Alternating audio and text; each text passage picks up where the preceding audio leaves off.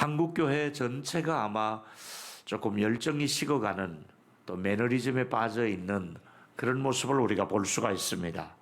이제 우리 모두에게 필요한 것은 내가 회복되고 내 아들, 딸이 회복되고 또 우리의 후손들이 회복이 되는 것이 하나님이 원하시는 바가 아니겠는가. 그 다음에 이제 우리가 생각하고 싶은 것은 갈수록 사람들은 하나님을 잊어버리는 시대를 살아갑니다. 물질의 풍요로움 속에 살다 보면, 편리함 속에 살다 보면 하나님 없이도 살 수 있는 것처럼 느낍니다. 그러다 보니까 하나님을 잊어버려지는 시대를 살아가는 우리에게 성경은 뭐라고 말하고 있는가? 하나님을 잊지 말라고 말하고 있습니다. 여러분, 신명기 6장 12절에 보니까 너희가 조심하여, 뭘 조심해야 됩니까? 애굽 땅에서 종되었던 집에서 인도해내신 여호와를 잊지 말고 하나님을 잊지 말아야 될 것을 조심하라고, 하나님 잊어버릴까 봐 조심하라고, 너희들을 애굽이라고 하는 나라에서 종노릇하는 너희들을 하나님이 자유를 주셔서 이 가나안에 오게 하시는데 그 하나님을 잊어버릴까 봐 조심하라고 성경은 말씀하고 있지 않습니까? 우리는 시대가 갈수록 사람들의 마음속에 하나님 없이 살아가는 그런 시대를 우리가 지금 살아가고 있지 않습니까? 우리가 매너리즘에 빠지지 않으려면은, 이 영적인 빈곤함에서 우리가 헤어나려면 몇 가지 해야 될 일이 있습니다. 첫 번째는, 우리들의 문제점은 성령님과 인격적인 교제가 늘 부족하다는 것입니다. 성령님하고 친하게 지내야 되는데 성령님하고 친한 것이 아니라 요즘 우리 모두는 손에 들고 있는 핸드폰하고 친합니다. 5분, 10분도 핸드폰을 없이는 살 수 없을 정도로 모두가 이 SNS, 유튜브 이런 쪽에 친하고 성령님과 교제가 끊어지고 하고 있지 않습니까? 성령은 살리는 영이신데, 악한 사탄은 죽이는 영인데, 우리는 살리는 영이신 그분과 얼마나 친밀하게 지나고 있는지요. 나도 몰래 영적으로 내 삶이 도적질 당하고 있다는 것을 알고 있습니까? 내 삶에 풍요로워질 내 인생 자체가 자꾸 도적질 당하는데 누가 와서 도둑질하고 있습니까? 사단이 우리를 삶을 파괴시키고 있습니다. 요한복음 10장 10절 알고 있지 않습니까? 같이 한번 읽겠습니다. 시작. 도적이 오는 것은 도둑질하고 죽이고 멸망시키는 것뿐이요 내가 온 것은 양으로 생명을 얻게 하고 더 풍성하게 얻게 하려 함이라. 여기 보니까 도적이 와서 도적질해 갔다 그랬습니다. 여러분의 삶을 자꾸 도적질해 가는 놈이 있습니다. 여러분의 삶이 풍성하지 못하도록 도적맞고 살다 이 말입니다. 마귀에게 자꾸 여러분의 시간과 삶의 풍요로움과 하나님과 교제하지 못하도록 모든 것을 자꾸 도적질해 갑니다. 그 도적질해가는 사단을 그냥 두고 볼 수 없어서 예수님이 우리 곁에 오셔서 내가 너에게 생명을 풍성하게 해주겠다는 약속을 해주고 있지 않습니까? 여러분, 저는 에스겔이 본 환상을 보면서 늘 마음속에 꿈꾸고 있는 모습이 바로 목회자로서 이런 겁니다. 에스겔이 하루는 환상을 보니까 이런 환상을 얘기합니다. 47장 9절에 보니까 강물이 흘러갑니다. 근데 그 강 좌우편에 보니까 생물이 살아나기 시작합니다. 강이 있는 곳에 나무들이 살아납니다. 그리고 그 강가에 고기들이 심히 많아지면 살아나기 시작하고 고기들이 막 떼를 지어서 살아가는 모습을 볼 수 있습니다. 또 물이 흘러가니까 그 물이 들어가니까 바닷물이 또 살아납니다. 이 흘러가는 물 때문에 생물이 살고 고기가 살고 바닷물이 살아나기를 시작하고 모든 것들이 생물이 살아나기 시작하는데, 이 물이 어디서 나오냐면 성전 문지방에서부터 이 물이 흘러나온다고 말씀하고 있습니다. 그리고 제가 더 원하는 것은 이 각종 열매를 맺기 시작하고 거기 먹거리가 나오기 시작하고 그 다음에 거기에 약재료가 나온다고 성경은 말하고 있습니다. 날마다 달마다 열매를 맺는 거예요. 거기다가 먹을 만한 거예요. 열매가 맛있는 거예요. 싱싱하고 좋아요. 근데 그 중에 어떤 잎사귀는 약재료가 되는 거예요. 그걸 먹으면 병이 낫는 거예요. 이걸 뭘 말해주고 있습니까? 성령이 우리 안에 오시면 삶이 풍요로워지고, 성령이 우리 안에 오셔서 우리를 치유시켜 주시면서 우리 몸과 마음을 치료해 주는 역할을 성령이 하신다 이 말입니다. 오늘도 예배 시간에 하나님의 말씀을 먹고 성령을 통해서 우리 영육이 치유되고 하나님께서 우리를 살려주는 이런 역사가 강좌우편에 나무가 그렇게 되듯이, 식물이 그렇게 되듯이, 고기들이 그렇게 되듯이, 바다가 그렇게 되듯이 우리도 그렇게 성령에 의해서 살아나는 역사가 있게 되기를 예수 이름으로 축원합니다. 성령님이 하셔야 됩니다. 저는 목회자로서 가슴 깊이 가지고 있는 또 하나의 구절이 있다면 스가랴서의 고백입니다. 제가 이 얘기를 하는 것은 바로 스가랴와 제가 만난 적이 없지만은 내가 하고 싶은 말을 스가랴 선지자가 해주셨기 때문입니다. 들어볼까요? 스가랴 4장 6절에 보니까 그가 대답하여 이르되 여호와께서 스룹바벨에게 하신 말씀이 이러하느라 만군의 여호와께서 말씀하시되 이는 힘으로 되지 아니하며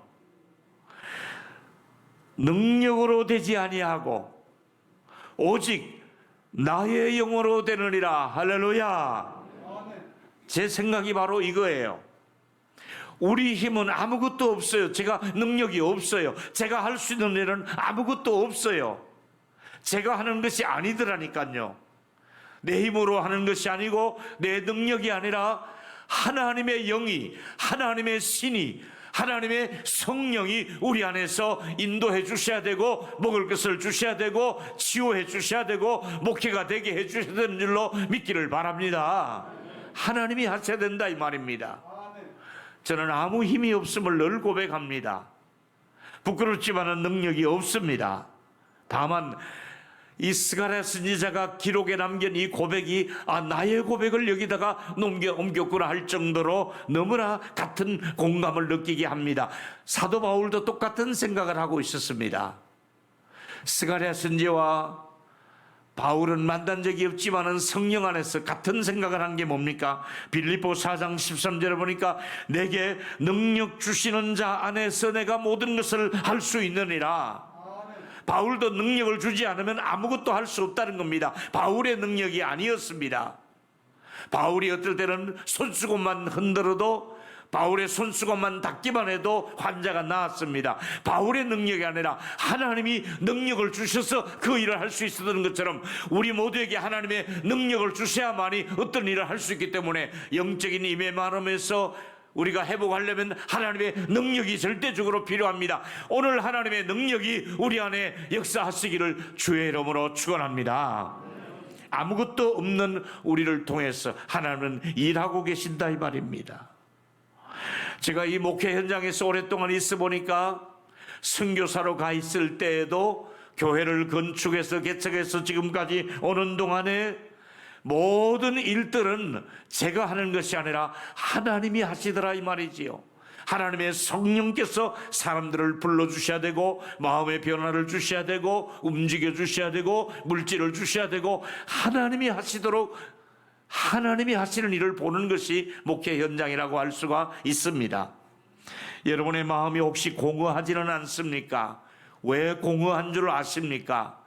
성령이 여러분 안에서 충만하게 역사하실 때 마음의 공허함을 이길 수 있고 내가 매일 기쁘게 순례길을 갈 수가 있는 것입니다. 성령님이 여러분 안에 임재하시면서 충만한 기쁨을 주시며 성령님과의 사귐이 필요하고 교제가 필요하다 이 말입니다. 내 안에 불이 있는지를 점검하십시오. 여러분 안에 성령의 불꽃이 날마다 타올라갈 수 있는 여러분 안에 불이 있기를 축원합니다. 성령의 불꽃이 필요합니다. 열정이 필요합니다. 메마르지 않는 이 열정이 필요합니다. 하나님의 임재를 우리가 느끼며 살아야 됩니다. 하나님하고 소곤소곤 할 정도로, 친구와 이야기할 정도로 하나님과 깊은 교제를 나누어야 된다 이 말이지요. 나가서 제가 마음속에 늘 나만 이런 것이 아니었구나 하는 또 하나의 고백은 옥하는 목사님의 고백이었습니다. 옥하는 목사님 때로는 몸이 아프시고 거기다가 또 너무 지치고 힘들어서 어느 날은 조영기 목사님을 만나 면담한 이야기를 글로 옮겨 놓았습니다. 제가 그 글을 읽는 동안에 울었습니다. 옛날에 우리 당회원들이 그 글을 같이 읽다가 울었습니다. 옛날 우리 셀 리더들에게 제가 그걸 다 복사해 주어서 같이 울었던 기록이 있습니다. 그게 뭐냐 하면 옥 목사님은 목회가 너무 힘들어서 시골 아궁이에 불을 피워놓고 이 불이 꺼져가는데 이 불 일시가 꺼질까봐 부엌에다가 자기 얼굴을 넣고 엉덩이를 쳐들고 이렇게 불어대는 것이 자기의 심정이었다고 이제 조영기 목사님께 찾아가서 말씀을 드린 적이 있었습니다. 저는 그 글을 읽다가 옥 목사님만 이런 것이 아니라 나도 이런데, 나도 우리 동일로교회 불이 꺼질까봐 시공 아궁이에 불 꺼주지 않으려고 엉덩이를 들고 그 속에다 얼굴을 넣고 불어대는 내 모습이 바로 옥 목사님의 모습이고 내 모습이 아닌가. 우리가 이 코로나를 지나는 중에 여러분 안에 성령의 임재가 끊어질까봐 얼마나 제가 노심초사하며 엉덩이를 쳐들고 불어대면서 눈물이 나면서 그 불 꺼지지 않게 하려고 하는 이 목회자의 심정을 여러분, 저의 모습이고 그게 옥 목사님의 모습이고 우리 한국교회 목회자들의 모습이고 우리들의 모습이 아니겠습니까? 예수님께서 뭐라고 말씀했습니까? 이 성령도 구하는 자에게 주실 것을 약속하고 있지 않습니까? 누가복음 11장 13절을 똑같이 읽습니다. 시작. 너희가 악할 자라도 좋은 것을 자식에게 줄 줄 알거든 하물며 너희 하늘에 계신 아버지께서 구하는 자에게 성령을 주시지 않겠느냐. 성령은 누구에게 줍니까? 구하는 자에게 주신다 그랬습니다. 우리가 금요일 나와서 수요일 나와서 기도할 때마다 성령께서 끊임없이 여러분을 도와주기 시작할 겁니다. 구하는 자에게는 성령이 구하라 주실 것이요 두드리면 열릴 것이요 제일 좋은 것을 주시리라. 제일 좋은 것이 바로 성령이라고 말씀하고 있지 않습니까? 또 하나 여러분, 두 번째 영적인 빈곤에서 벗어나려면 바쁜 일과 때문에 기도를 놓쳐서는 안 됩니다. 바쁘다는 이유로 기도 시간을 줄이고 바쁘다는 일정 때문에 우리가 기도를 못하고 있는 것이 우리의 현실 아닙니까? 너무 피곤하다는 이유로, 바쁘다는 이유로 기도의 줄을 놓치고 살고 있지는 않습니까? 존 맥스웰 미국의 리더십의 대가지요, 이런 얘기를 했습니다.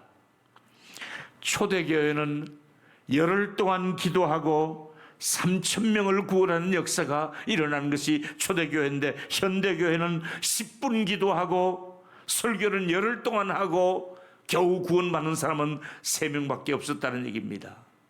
10분 기도하니 그것도 10번 이상 설교를 해도 겨우 3사람 구원받을 수 있다는 것은 뭘 말해주고 있습니까?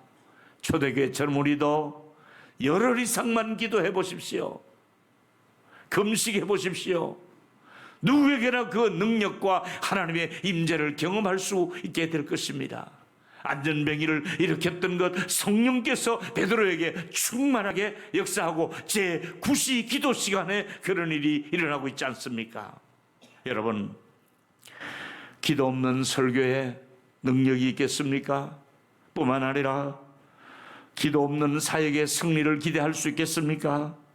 기도하지 않으면 변화가 일어나지 않고 기도하지 않으면 감동이 일어나지 않습니다. 눈물이 있을 수가 없습니다.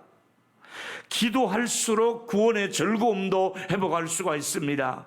내가 구원받은 감격은 기도해야만이 그 감격이 살아있고 기도하지 않으면 그 감격도 사라지고 말 것입니다.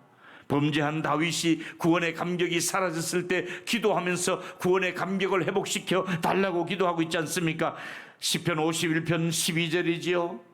주의 구원의 즐거움을 내게 회복시켜 주시고 자원하는 심령을 주사 나를 다스려 주소서. 다윗이 뭘 위해서 기도합니까? 구원의 즐거움을 회복시켜 달라고 기도하고 있지 않습니까? 우리가 기도해야 될 일이 바로 이런 것들이 아닙니까? 성령의 임재를 위해서 기도하라. 구원받은 감격이 사라지지 않도록 기도하라는 내용이 되겠습니다. 하박국 선지자의 고백을 우리가 잘 압니다. 보실까요? 하박국 3장 17절에 무화과 나무가 무성하지 못했습니다. 포도나무에도 가보니까 열매가 없는 거예요. 또 감람나무에도 소출이 없는 거예요. 전부 흉년이에요. 아무것도 없어요. 그러기다가 외양간에는 소가 없고 우리의 양이 없어요. 그러니까 양과 소와 감람나무의 소출이며 포도 열매가 없습니다. 전부 어려웠습니다. 고물가 시대가 되고 말았습니다. 전부 어렵습니다. 갈수록 지금 전쟁 때문에 전 세계가 살아가기 힘든 시대를 만나고 있습니다. 이제 우리는 어떻게 해야 될까요? 이 고백은 우리의 고백이 됩니다. 나는 여호와로 말미암아 즐거워하며 나의 구원의 하나님으로 말미암아 기뻐하리로다. 여기 기쁨이 다릅니다. 곡식이 많아서 기쁜 것이 아니라 양과 소떼가 많아서 기쁜 것이 아니라 나는 여호와로 말미암아 기뻐하리라. 우리가 하나님의 자녀요 하나님을 섬기는 예배자로서 하나님이 주시는 기쁨을 저와 여러분이 누릴 수 있도록 하나님과 함께 이 기쁨을 누릴 수 있는 저와 여러분이 되기를 축원합니다. 하나님이 주시는 기쁨을 우리가 누려야 되는 것입니다. 마지막 세 번째, 영적으로 우리가 빈곤하지 않으면 오늘의 하나님을 경험하고 간증해야 됩니다. 오늘 중요한 말씀을 하나 드린다면 바로 이겁니다. 이제도 계시고 하나님은 전에도 계시고 장차 오실 분이라고 계시록 1장 8절에 소개하는데 이 순서가 의미가 있는 순서입니다. 같이 읽습니다. 시작.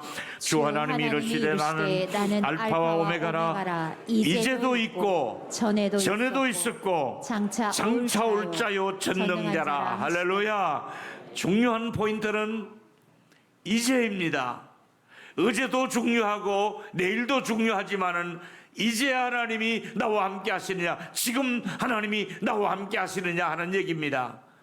그렇습니다. 여러분, 과거의 하나님은 확실하게 성경에 보면 애굽에서 어떻게 역사했습니까? 어떻게 다윗에게 역사했습니까? 다니엘에게 어떻게 역사했습니까? 과거에 역사하신 하나님 우리가 너무나 잘 알고 있습니다. 미래의 하나님의 역사를 우리가 확실히 믿고 있습니다. 문제는 지금 역사하시는 하나님을 경험하고 있느냐 하는 얘기입니다. 과거에 내가 이런 일을 했고 과거에 내가 이런 경력이 있고 그것보다는 지금 나는 하나님과 어떤 교제를 나누고 있으며 어떤 응답을 받고 있으며 어떤 일들이 내 안에서 일어나고 있는가, 지금 한국교회는 하나님이 어떤 일을 하고 계시는가, 지금 우리 동일로교회 하나님은 어떤 분으로 역사하고 있는가, 오늘의 하나님을 만날 수 있게 되기를 축원합니다. 목회자로서 저는 오늘의 하나님을 만나고 싶은 것이 제 늘 바람입니다. 오늘 기쁘게 살고 싶고 오늘 내 소원이 이루어졌으면 좋겠고 오늘 하나님을 만난 경험을 가지고 살았으면 좋겠고 오늘을 경험하는 것이 얼마나 귀한 사역이 되는지 모르겠습니다. 모세를 만나주셨던 하나님의 말씀이 나를 만나주시고 뿐만 아니라 엘리야를 만났던 하나님이 나를 만나주시고 바울에게 함께 하셨던 하나님이 오늘의 나에게도 말씀해 주시는 하나님이 되셔서 나는 하나님의 살아계심을 선포할 수 있는 능력 있는 하나님의 사람으로서 변함없이 하나님의 은혜를 누리고 싶다 이 말입니다. 히브리서 기자가 이런 말을 했습니다. 히브리서 13장 8절에 예수 그리스도는 어제나 오늘이나 영원토록 동일하시니라. 할렐루야. 예수님은 여러분의 과거에도 오늘도 내일도 영원히 그 예수님은 변함없이 우리 곁에 계시는 줄로 믿기를 바랍니다. 그 말씀은 영원합니다. 히브리서 4장 12절에 보니까 하나님의 말씀은 살아있는 말씀입니다. 하나님 말씀은 살아있기 때문에 활력이 있습니다. 좌우의 날선 금보다 예리해서 혼과 영과 및 간절과 질서를 찔러 쪼개까지 하고 내 마음을, 내 생각을, 내 뜻을 살피시고 하나님의 말씀이 나를 움직이도록 하라. 하나님의 말씀이 내 마음을 움직이게 하라. 하나님의 말씀이 내 뜻을 따라가게 하라. 하나님의 말씀 앞에 내가 판단받게 하라. 하나님이 우리를 이끌어 주시는 은혜가 있기를 축원합니다. 우리 모두 영적인 빈곤, 이 영적인 가뭄에서 벗어나야만이 회복할 수가 있지 않습니까? 우리가 꼭 회복해야 될 때는 이런 말이 필요합니다. 어떻게 회복이 가능한지 성경은 답이 나와 있습니다. 회복할 때는 요엘서 2장 12절 13절이 회복의 원리를 우리에게 말씀하고 있습니다. 읽습니다. 시작. 여호와의 말씀에 너희는 이제라도 금식하며 울며 애통하고 마음을 다하여 내게로 돌아올지라 하였. 너희는 옷을 찢지 말고 마음을 찢고 너희 하나님 여호와께로 돌아올지어다. 그는 은혜로우시며 자비로우시며 노하기를 더디하시며 이내가 크시사 뜻을 돌이켜서 재앙을 내리지 아니하신다. 할렐루야. 여러분들이 금식날이 교회에서 주어지면 금식하십시오. 그게 시간이 아깝고 배가 고파도 금식한 만큼 영적으로 유익하기 때문에 그런 겁니다. 자신을 위해서, 교회를 위해서 금식을 하시고 울며 애통하며 어떻게 해야 됩니까? 하나님께로 돌아오라고 말씀합니다. 하나님께로 돌아오기만 하면, 하나님께 예배 시간에 그 자리를 지키기만 하면 하나님께서 뭘 주십니까? 하나님은 은혜로우시며 자비를 베풀어 주시며 노하지 아니하시고 오히려 우리에게 뜻을 돌이켜서 좋은 것으로 바꾸어 주신다고 말씀하고 있지 않습니까? 하나님께서 우리에게 내릴 진노를 우리가 예배드릴 때마다 뜻을 돌이켜 더 좋은 것으로 은혜로 채워주셔서 영적으로 빈곤하지 않는 저와 여러분이 되기를 축원합니다. 우리 옆 사람에게 말씀해 주시면 좋겠습니다. 하나님이 뜻을 돌이키시는 분입니다. 시작. 한 번 더. 예배 드리시면 하나님이 기쁨으로 바꾸어 주십니다. 아멘 할 수 있습니까? 그래서 예배하자는 겁니다. 여러분, 이 영적인 빈곤에서 벗어나야 됩니다. 우리는 이 코로나라고 하는 긴 터널을 아직도 계속되고 있고 또 재발의 움직임이 있습니다만은 영적으로 많이 손해본 것이 많습니다. 회복하려면 어떻게 해야 될까요? 여호와께로 돌아오는 길만이, 하나님께 예배하는 길만이 우리가 살 수 있는 길은 이 길밖에 없다는 겁니다. 하나님은 뜻을 돌이키는 분이라고 말씀하시며 은혜와 긍휼을 베풀어 주신다고 말씀하고 있지 않습니까? 여러분, 이제 결론을 이렇게 정리했습니다. 우리 모두는 영적인 빈곤에서 벗어나야만 합니다.